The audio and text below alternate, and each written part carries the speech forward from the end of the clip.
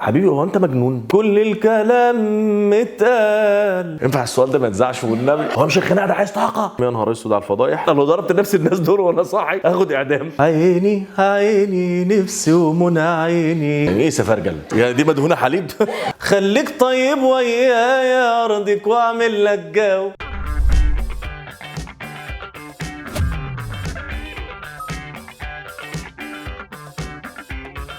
مساء الخير يا جماعه، كل سنه وانتم طيبين. النهارده في جوسبس وهفتح الصندوق معاكم اهو عشان نشوف فيه ايه. اول حاجه اسئله مالهاش علاقه ببعض. كنت بترفض التمثيل دايما وكنت خايف تاخد الخطوه، قول لنا بقى دلوقتي بعد النجاح الكبير اللي انت محققه في الغنى والتمثيل تحب يتقال عليك دياب المغني ولا الممثل؟ احب يتقال عليا دياب الفنان، يعني مش فارق لي يتقال عليا دياب المغني ولا دياب الممثل، المهم ان انا يعني متصنف فنان، سواء غنيت سواء مثلت او رقصت حتى، يعني فمع اني برقصش كويس قوي، بس المهم ان انا ابقى واخد لقب فنان واكون استحق هذا اللقب. يعني ممكن اكون اول مطرب في التاريخ عمل فيلن. دايما المطربين يا اما يطلعوا معينه هو بيحب بنته وما فيش فلوس ومش لاقي يتجوزها، بعد كده بتتجوز الراجل الغني الشرير اللي في الفيلم وهو بيغتني بعد كده وهي بتقف جنب المسرح تعيط. ثلاث ارباع الافلام بتشتغل يعني بالتيمه دي، ودايما المغني ده بيطلع فقير والناس بتضربه على قفاه وحاجات كده، وبعد كده بيبقى جامد جدا بس بيبقى طيب. فان مغني يعمل فيلن دي تقريبا ما حصلتش، يعني لا شفتها في السينما زمان ولا شفتها في الدراما حديثا ولا في السينما. يعني نجاحك دلوقتي ده كله بدأ بالصدفه لما حد في المنطقه كان عايزك تغني في فرح. نجاحي فعلا بدأ بالصدفه. انا كان في حد عنده صاحب فرقه، وصاحب الفرقه ده عنده فرح يوم الخميس. في الافراح البلدي كده يقول لك الخميس الجاي ده محمل دي، يعني في افراح كتير قوي كل الناس بتتجوز. عارفه بيجي دايما ايام في السنه كده يقول لك يوم 7/7/2007 فتلاقي 13 مليار نسمه بيتجوزوا. فكان في اليوم ده كان خميس بقى، كان مش عارف كان 6/6/96 يا شويه ما تنبريش بس يعني. فهو جالي الفرح كان يوم الخميس تقريبا او حاجه كده، كان المهم ان هو كان يوم تاريخ مميز يعني. فجالي تحت البيت نده عليا، نازل له بقى ايه لابس شورت كده جميل مليان مراكب فانيلا بحمالات بقى ونازل ايه اتدنجل. انا قلت عايزني في إيه؟ كنت انا ساعتها بلعب كوره، كنت لسه مبطل كوره بقى لي اسبوع وقاعد في البيت بقى. بصي يعني لسه واكل بتنجان وصدري مولع وهموت على ازازه حاجه ساقعه صاروخ ومعيش فلوس خالص. والله العظيم بجد حرفيا يعني. نازل له بقى بالشبشب ابو صباع والشورت اللي عليه المراكب ده المعفن ده والفانيلا. قلت بقى عايزني في ماتش في الحبانيه في نادي النموذجي عندنا في امبابه في اي ملعب خماسي يعني، واخد لي جنيه ونص ولا 2 جنيه اجيب بيهم اي حاجه تضر على قلبي. فالمهم نزلت له، يا ريس تأمرني؟ قال لي مش انت محمد دياب؟ قلت له اه. قال لي طب انا عايزك في مصلحه. انت بص على كده عايزك في المصلحه دي مريبه قوي يعني. جايبك اجر بلطجي كده. قلت له مصلحه ايه يعني فين؟ قال لي في عزبه المفتي. عزبه المفتي دي منطقه عندنا في امبابه، يعني بحيي اهلها طبعا، يعني بحيي اهل امبابه كلهم. فعزبه المفتي دي كان فيها ملعب كده حته كنا مسمينها المعسكر، كان الارض بتاعتها تراب، كان بيروحوا يلعبوا فيها خماسي. قلت له لا انا ما بلعبش في ملاعب تراب وبتاع. قال لي ملاعب تراب ايه وتلعب ايه؟ مش عايزك تلعب. قلت له ما عايزني اعمل ايه يعني؟ قال عايزك تغني. قلت له انت بتكلمني انا؟ بتكلمني انا يا ابني؟ انت عايز مني ايه؟ فافتكرته بقى ايه يعني ايه حد مش مظبوط كده بقى وجاي يقرفني. قلت له بقول لك ايه، قول انت عايز ايه واخلص بقى وبتاع. قال لي انا عايزك تغني وعندي فرح يوم كذا وبتاع، حافظ اغنيه كذا. قلت له اه يا عم حافظها، حافظ اغنيه كذا. قال لي على فكره انا شفتك كنت بتغني هنا، غنيت موال الصبر، اغنيه بتاعت الله يرحمه استاذ اشرف المصري، كان مغني شعبي من المهمين قوي يعني. فكنت انا طلعت غنيت، اصحاب الفرح نقطوا لي ب 10 جنيه كده وطلعوا محمد يغني اغنيه. فايه طلعت غنيت، فهو كان صاحب الفرقه يوميها. فلما قعد يقلب، هو ذكي برضه، قعد يقلب دماغه اجيب مطرب منين وكل الناس شغالين. فقال لك اروح اجيب الواد ده، اجيب مش هيكلفني كتير يعني، لان ساعتها مثلا المطربين كانوا بياخدوا 80 90 جنيه 100 جنيه، فجاء قال لي 45 جنيه. انا اتشقلبت اساسا ما نمتش لغايه يوم الفرح بجد يعني. بقى طلع لي ال 20 جنيه من هنا، عارفه اللي هو ايه بقى، ابتدى في احلام هنا تدور زي افلام الكرتون كده وبتاع، وشايف بقى فراخ مشويه وحواوشي وبتاع وحاجات كده. والله وحاجات ساعه بقى كبيره والدنيا حلوه. فالمهم قلت له تمام، ما انا بغني على فكره يعني، انا بغني، انا بشتغل مطرب اصلا. فالمهم رحت الفرح، كان اول فرح ده، فربنا كرمني، جالنا يعني جه على احس ان انا عملت شغل كويس، فجالنا 6 افراح. في حاجه اسمها في الافراح البلدي، انت شفت طبعا اكيد في الافلام، في واحد بيكتب في الكراسه وبتاع النقطه والحاجات دي. ففي حاجه اسمها تحيه خاصه. التحيه الخاصه دي بتبقى للفنان نفسه، المطرب يعني، حد معجب بيه عايز يسمع اغنيه معينه فبيدي له تحيه خاصه. فانا في اليوم ده جالي 80 جنيه تحيات خاصه ليا لوحدي بقى، مش بتوع حد، مش بتوع اصحاب الفرح. فطبعا كانوا بالنسبه لي بجد ساعتها يعني كانوا مبلغ كبير جدا جدا جدا. عمال بقى ايه افكر في الهدوم اللي هشتريها والاكل اللي هجيبه. كان اكتر حاجه طبعا فرق لي الاكل، ان احنا كنا فقراء جدا، فايه يعني بالنسبه لي عايز اجيب اكل كتير قوي في البيت. فالمهم راح مديني بقى ايه عربين ال6 افراح دول، وانا في جيبي 80 جنيه واداني ال 25 جنيه اللي فاضلين لي. فجيبي بقى مليان فلوس بقى، لابس بنطلون حرير معفن كده، جيبي بقى مليان فلوس كتير جدا جدا بقى، عامل زي الكوره الشراب. خلاص بقى من ساعتها بقى خلاص انا بقيت بشتغل مطرب بقى انا دلوقتي بقى عندي فضول لحاجه اكتر. ايه؟ صرفت فلوس بقى العربين الافراح بص اول حاجه طبعا عملتها، رحت عند عم رؤوف عندنا في امبابه، ربنا يديله الصحه يا رب لو كان عايش، ان شاء الله يكون عايش يعني. فرحت عنده جبت اكل كتير ليا ولامي ولاخواتي، وجبت فاكهه وبتاع وحاجات كده، واتبقى فلوس كتير طبعا، لان اساسا الفرخه المشويه كانت ب 8 جنيه ونص، وكانت فراخ حقيقيه مش بلاستيك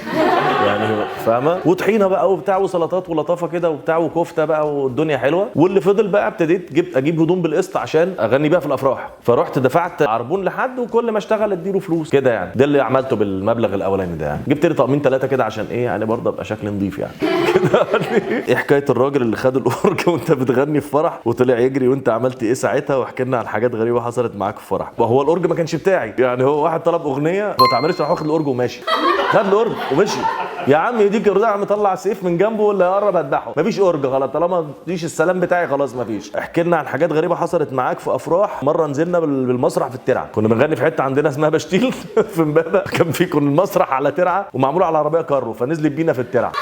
وبعدين الترعه دي بتبقى مليانه فريان غريبه جدا، بس انا الحمد لله انا ما وقعتش لان انا نطيت، انا كنت واقف على الطرف، فاول ما لقيت الدنيا بتزعلق ورحت ناطط، والمسافه مش بعيده يعني، مسافه الارتفاع قد كده يعني، وحتى لو كان 9 ادوار كنت هنط برضه، لان الترعه دي بتبقى مليانه فريان كبيره جدا، وانا اكتر حاجه بخاف منها في حياتي وبقرف منها هي الفريان. نطيت من البتاعه دي بقى، بس شايفهم بقى ايه سلو موشن كده 50 فريم وهم نازلين في الترعه يا عيني، والراجل بتاع الاورج بيعيط وبتاع الساوند بيعيط، والدنيا مرار يعني، واللي قادر يعني ينجى بنفسه ينجى. وكان في راجل واقف يعني بينقط ولابس جلابيه وبتاع، نزل بالجلابيه بقى باراشوت ملت ميه فبقى باراشوت حواليه كده، فمنظره عامل زي الامبريلا فكده. بس دي اغرب حاجات يعني. ليه الناس بتشوف ان دياب شرير؟ وقول لنا اول انطباع بيتقال لك انه بيتاخد عنك. لا هي الناس مش بتشوفني انا شرير، هي بتشوف الكاركترات اللي بعملها اللي شريره، لكن انا عبيط اصلا. اول انطباع الحقيقه اكتر الناس لما بتقابلني تقول لي ايه ده انت شكلك طيب قوي يعني.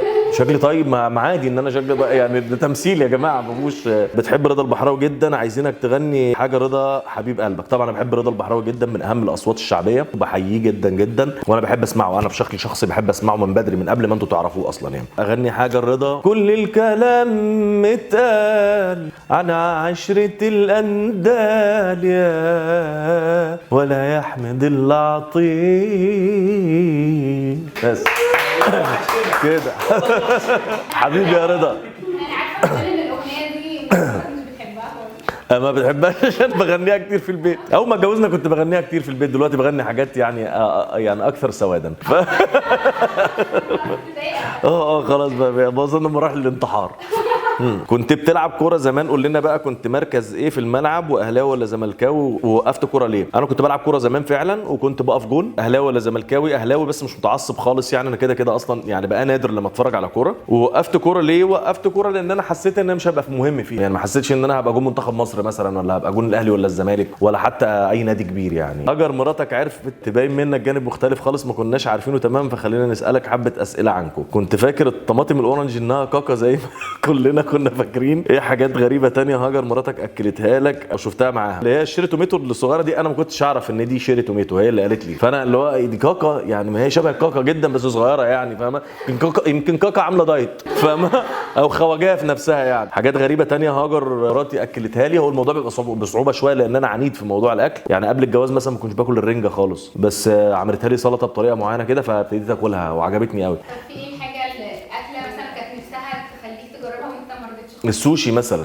اللي هو كل الناس اللي في العالم جربه، وهي طبعا شايفه ان هي اجمد واحده وهتخليني هاكله يعني. قلت لها دي من الحاجات اللي مش تنجحي فيها. فالحاجات بقى اللي كل الناس بتقولها ده فرايد على فكره، ده كانه جمبري مقلي، كل البق ده كل الناس بتقوله على السوشي، فانا مش هاكله يعني، مش هاكله. ليه اكله ليه يعني؟ هو اكله جميله وكل حاجه، اللي بتاكلوا سوشي انتوا جامدين جدا وانتوا اجمد ناس في العالم، بس انا مش هاكله، مش ما بحبوش يعني، ما اقدرش اكل الحاجه نيه يعني، صعبه دي بالنسبه لي. هاجر دايما بتقول لك ما تضحكنيش في الخناقه، دي حقيقه. انت منهم يا دياب اللي بيستخدموا دمهم اللي زي العسل، الله يسترك. شكرا على ثقتك الغاليه. اللي بيستخدموا دمهم اللي زي العسل ده عشان يلموا الموضوع ده، انت ناقص كمان تقول لنا انك بتغني لها عشان تصالحها. قول لنا بتضحكها ازاي وبتغني لها ايه؟ بص انا موضوع الضحك ما بيجيش مقصود خالص يعني، انا ساعات في وسط الخناقه بعمل حاجه عبيطه هي بتضحك فالخناقه بتبوظ، لكن ما ببقاش قاصد اللي هو ايه يعني استغل قدره معينه عندي عشان استخدمها كارت ضغط، لان هي عشان تضحك وهي منفعله الموضوع مش صعب، لان هي احنا الاثنين عصبيين جدا، فعشان نضحك واحنا بنتخانق دي موضوع مش سهل. بس فجاه بروح اعمل حاجه هبله، فاللي هو فجاه اتخيل نفسي كده ايه الهبل اللي انا بقوله ده، ايه العبط ده، فالضحك بيجي من هنا. كنا متخانق خناقه جامده جدا جدا جدا جدا، وانا دخلت المطبخ وحطيت اكل اكل ومكمل كلام معاها وبسمعها وبتاع مش عارف ايه، فهي حاسس ان في واحد متخلف ولسه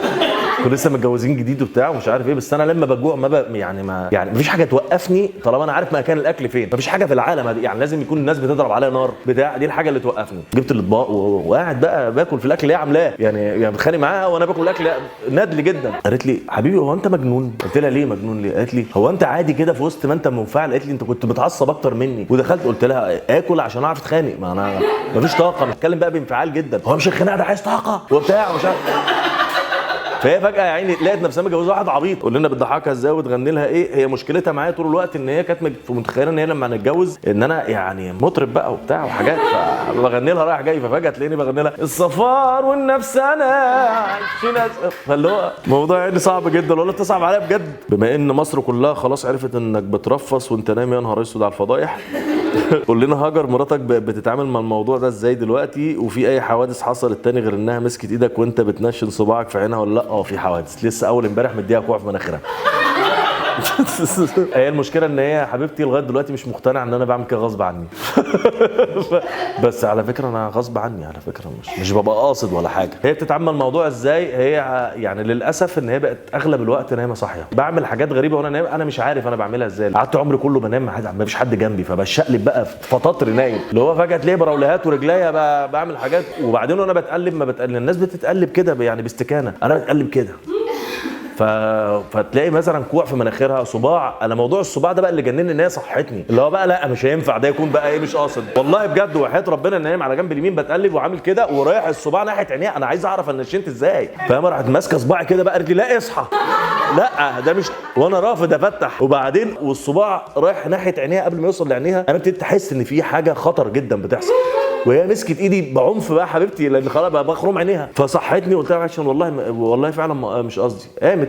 وفي مره يعني خدت رجلي صعبه جدا والله العظيم، صعبت على، قمت بقى قعدت طبطب عليها وبتاع، بس بعد ما صحيت كملت نوم. بعد ما صحيت يعني انا صحيت بعدها بثلاث اربع ساعات لقيتها قاعده بتعيط، فصعبت عليا جدا جدا لان خدت رجلي عنيفه جدا. انا ما اعرفش ان ببقى بضرب مين، بس انا في ناس كتير بتضايقني وانا صاحي وما برضاش اضايقهم. فانا نايم بقى يعني تقريبا يعني نبقى نسال حد بتاع علم نفس في الموضوع ده، لان انا بضرب ناس كتير قوي وانا نايم.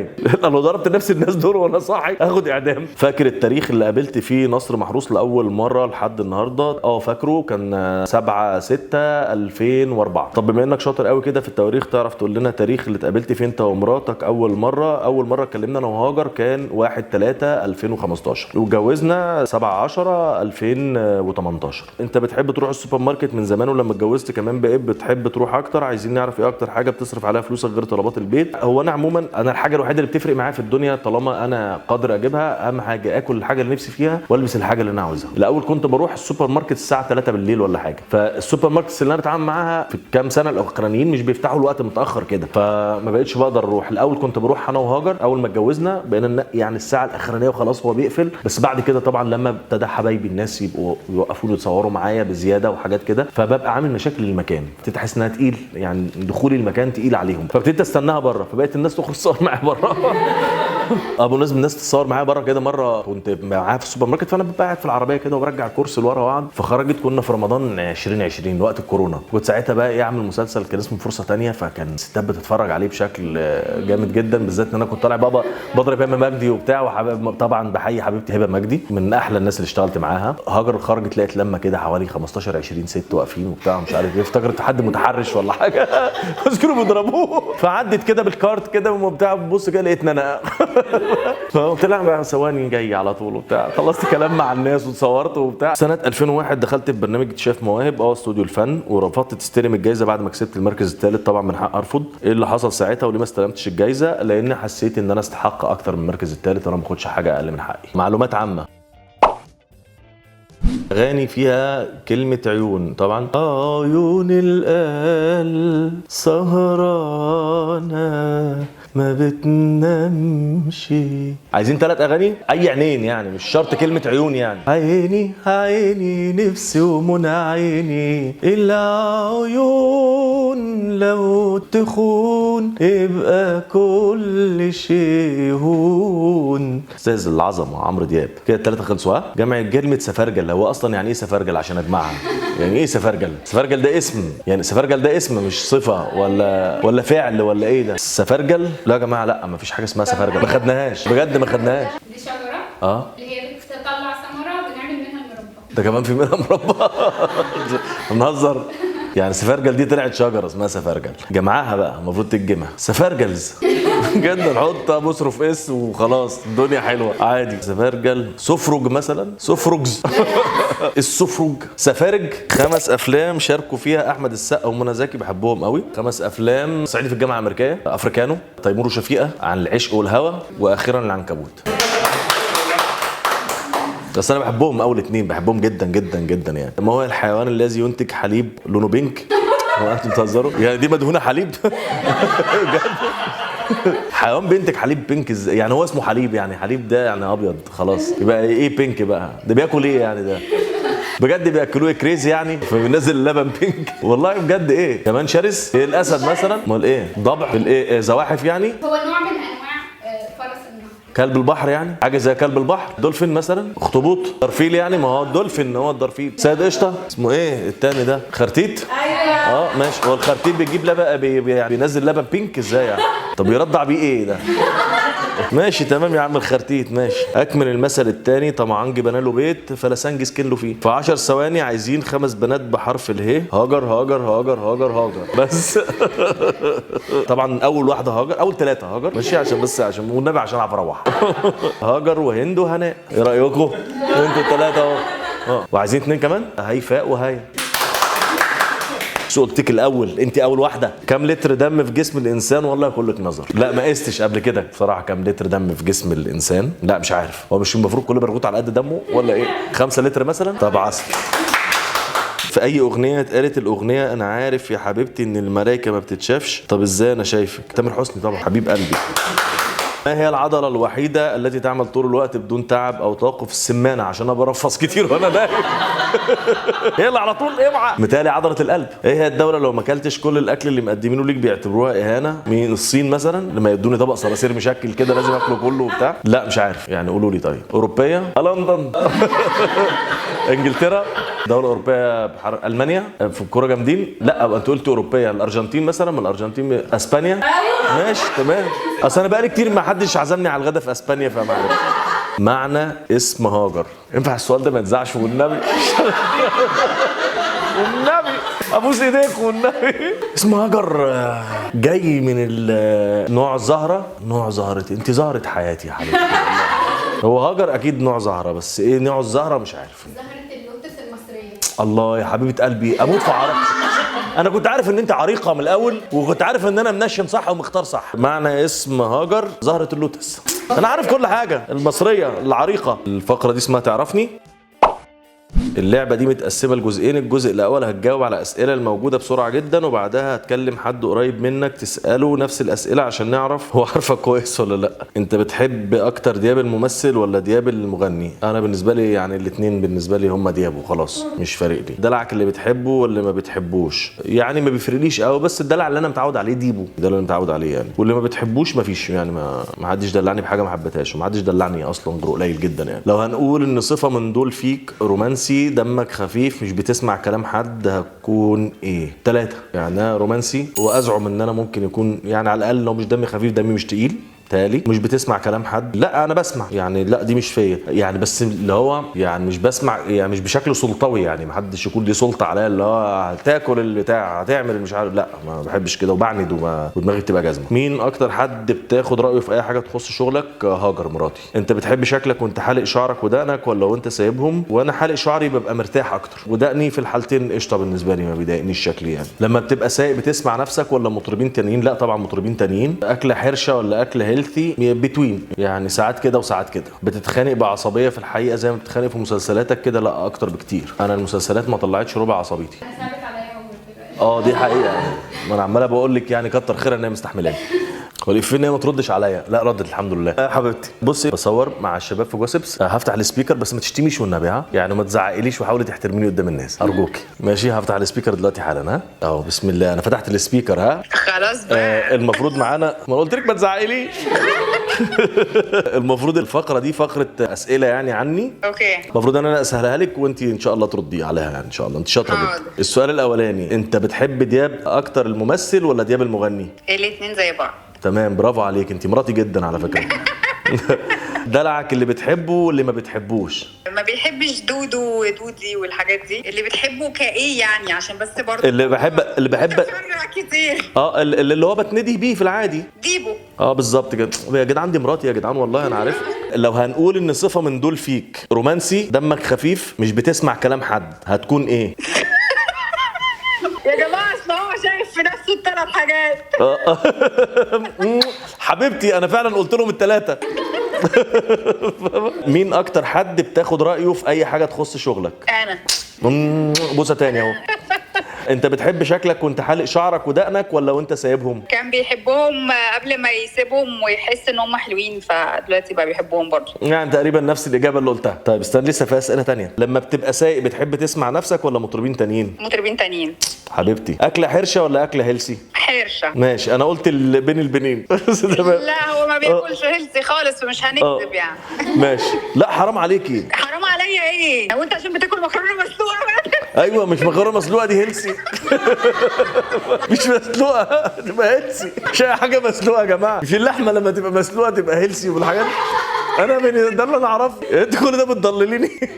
انا والله بعمل لك اللي انت عايزه وخلاص. طب هعمل ايه؟ خدي اللي جاي ده بقى. بتتخانق بعصبيه في الحقيقه زي ما بتتخانق في مسلسلاتك كده؟ انتوا عايزين انهي خناقه؟ يعني معايا انا زي المسلسلات وفي بواني وحاجات عادي. لا بواني ايه؟ يخرب بيتك عشان افتكروا ان انا بضربك. لا لا لا لا لا لا، مش للدرجه دي خالص خالص. لا مش زي المسلسلات والكلام ده بصراحه. بصي انا طبعا يعني ايه، انا ما فكرتش في ان احنا بنتخانق انا وانتي. فكرت في الخناق بالعصبيه، عصبيتي عموما. قلت لهم لا انا عصب اكتر من المسلسلات بكتير. هو عصبي فعلا بس يعني مش بنفس الشكل والطريقه والشر بتاع المسلسلات. هو بيبقى عصبي عشان هو طيب اصلا، مش عشان هو شرير. العكس. لا ربنا يرضيكي. قلت لي عايزه ايه وانا جاي؟ انا عايزك تجيلي بالسلامه. الله يسلمك يا ست الكل. اصيله يا ست الناس، اصيله. ماشي يا حبيبتي، احنا متشكرين على مشاركتك معانا. حد عايز حاجه يا جماعه تاني؟ ماشي يا روح قلبي. باي يا رب. بيسقفوا لك الولاد اهو. باي يا روحي. باي. تعرفني فانز. دلوقتي هتكلم حد من جمهورك عشان تعرف هم مذاكرينك كويس ولا لا. دي صعبه قوي دي. مساء الفل. مساء الخير. ازيك؟ انا دياب. انا رفعت. ازيك؟ بص يا رفعت، انا هسالك اسئله دلوقتي واشوف انت هتجاوب عليها صح ولا لا. يعني لو انت مذاكرني كويس هتجاوب عليها صح. يلا نجرب. بص يا برنس، اول اغنيه دياب عملها في حياته. اول اغنيه خالص؟ ولا اول حاجه طرقعت؟ ما هي اول اغنيه اول حاجه طرقعت. يعني غمازات. بالظبط كده. برافو عليك. انت جاوبت صح. خلاص ما تفتيش. خلاص ما تقفورش. دياب كان اسمه ايه في مسلسل تحت الوصايه؟ تحت صالح، المعلم صالح. برنس الريس صالح لو سمحت. الرئيس صالح. الحاله الاجتماعيه لدياب ايه؟ متجوز. بنت راجل محترم. أكيد. مسلسل دياب طلع فيه ظابط، كنت عامل فيه دور ظابط يعني. مثل الاغراب وكلبش. انا يعني نسل الاغراب. كلبش كنت امين شرطه. ماشي. دياب مثل مع امير كرارة في فيلم ومسلسل. ايه هما؟ فيلم ومسلسل. كلبش لسه قايل. كلبش. فيلم بقى كنت عامل فيه معاه ضيف شرف. حرب كرموز. برنس. انت تقريبا جاوبت احسن من مراتي. فانت انا متشكر يا رفعت. متشكر جدا. كتر خيرك. كل سنه وانت طيب. ماشي مع السلامه. احنا دلوقتي خلصنا بس مش هنقدر ننهي الحلقه من غير ما تغني لنا اكتر اغنيه كلنا بنحبها. ايه؟ خليك طيب ويايا ارضك واعمل لك جو، هتعيشها سوي معايا ما بلاش يا حبيبي السو. لو هنكمل على كده تيجي كده وانا اجي كده، ده انا لم عليك الدنيا واتجنن واعمل عو.